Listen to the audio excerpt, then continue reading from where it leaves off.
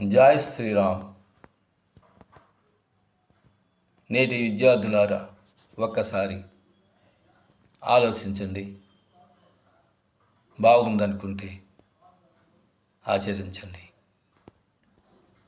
మహాభారతంలో ద్రోణాచార్యుడు కౌరవ పాండవులకు గురువు. ఆ ద్రోణాచార్యుడు కౌరవ పాండవులను సమీపంలో ఉన్న అడవిలోనికి తీసుకెళ్ళి ఒక్కొక్క కౌరవుణ్ణి పాండవుణ్ణి పిలిచి, ఆ చెట్టు కొమ్మ చివరపైన మీకు ఏమి కనిపిస్తుంది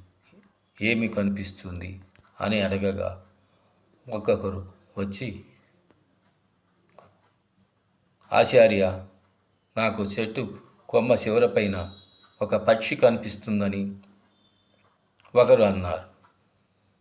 ఇంకొకరు, నాకు పక్షి యొక్క రెక్కలు కనిపిస్తున్నాయని మరి ఒకరు అన్నారు.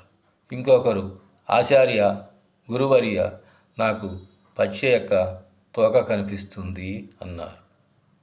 కానీ పాండవ మధ్యముడు అర్జునుడు మాత్రమే, ఆచార్య, గురుదేవ, ద్రోణాచార్య, నాకు పక్షి యొక్క కన్ను మాత్రమే కనిపిస్తుంది అన్నారు.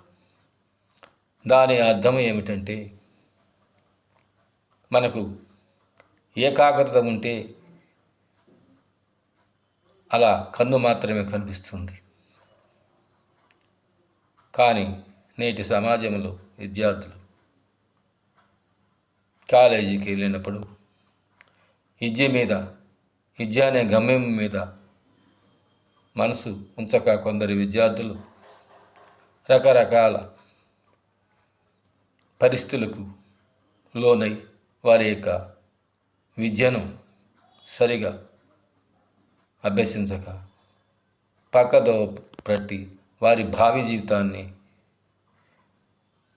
చిందరవందరగా చేసుకొని సమాజమునకు, తల్లిదండ్రులకు, వారి జీవితానికి సరైన గమ్యము లేకుండా చేసుకుంటున్నారు. కావున ప్రతి విద్యార్థి కాలేజీ వెళ్ళినప్పుడు వారి యొక్క గమ్యము, వారి మనస్సు విద్య మీద మాత్రమే ఉంచుకున్నవాడు ఉన్నత స్థాయికి వెళ్తాడు. సమాజానికి, తల్లిదండ్రులకు, ధర్మానికి ఉపయోగపడతారు. జై శ్రీరామ్. జై శ్రీరామ్.